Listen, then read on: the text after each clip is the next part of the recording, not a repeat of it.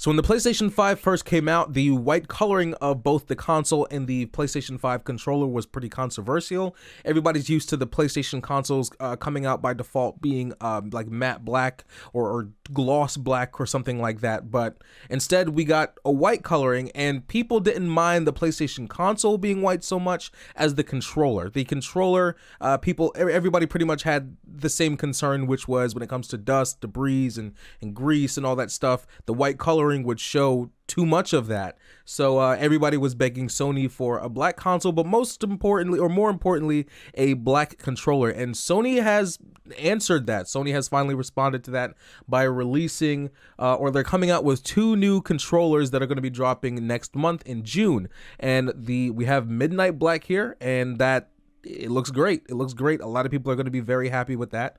And they threw in a little bonus here. So not only did they answer everybody in terms of everybody's wishes in terms of wanting a black controller, but they also dropped the Cosmic Red, which, oh man, I got to admit, pretty damn cool. But for the few of you PlayStation 5 owners out there, you may hear that and say, hey, Sony, controllers are awesome, but they're not enough. Where are the games? I've been waiting on games. This brings us over to our next article saying that Sony has 25 PlayStation 5 games in the works. We don't exactly know when any of these games will be releasing. These are all unannounced titles, but this is Sony letting the public know that, hey, there are games that are coming. But more importantly, it says here in the article that nearly half of them will not be sequels or spin-offs. So we're getting fresh new IPs. However, we don't exactly know how many of these 25 unannounced games will be big budget AAA titles, as Sony's branding is a little bit murky, according to the article, and that is due to the fact that they are partnered with, Sony is partnered with a ton of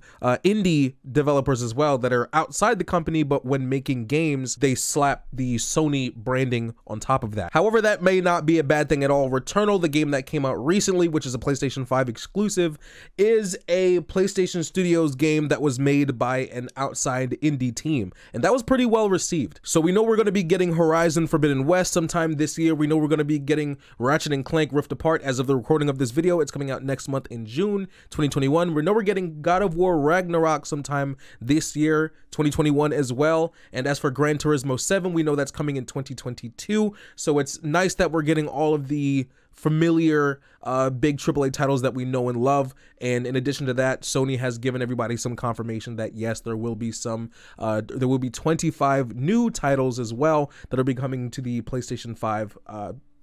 We don't know when, but they're coming. One thing that I do want to add to this, though, is that nowhere does it say that any of these games are PlayStation 5 exclusive. So maybe some of these games will also come to the PlayStation 4 as well. If some of these titles come out to the PlayStation 4 as well, I know some people are going to be very happy about that, because a lot of people weren't able to get their hands on a PlayStation 5 at the end of the day. And some people are going to be happy with the fact that they're still supporting the PlayStation 4, because that console is by no means outdated. But on the other side of that, there's going to be a lot of people who are pretty pissed off, because I personally know 3 people who they kind of feel burned with the PlayStation 5, feeling as though it's kind of been a waste of money at this time, because there has been not many games coming out for it.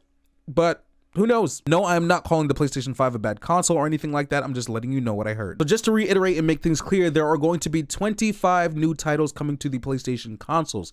Out of those 25, we don't know which ones will be PlayStation 5 exclusives and which ones are also going to be coming to the PlayStation 4. In addition to that, we also noticed as of recently, Sony start to trickle some of their PlayStation exclusive games over to Steam. So unfortunately, that's all the time we have here, guys. Let me know how you feel about all this in the comment section. I love you all. I'll see you in the next one. Take care.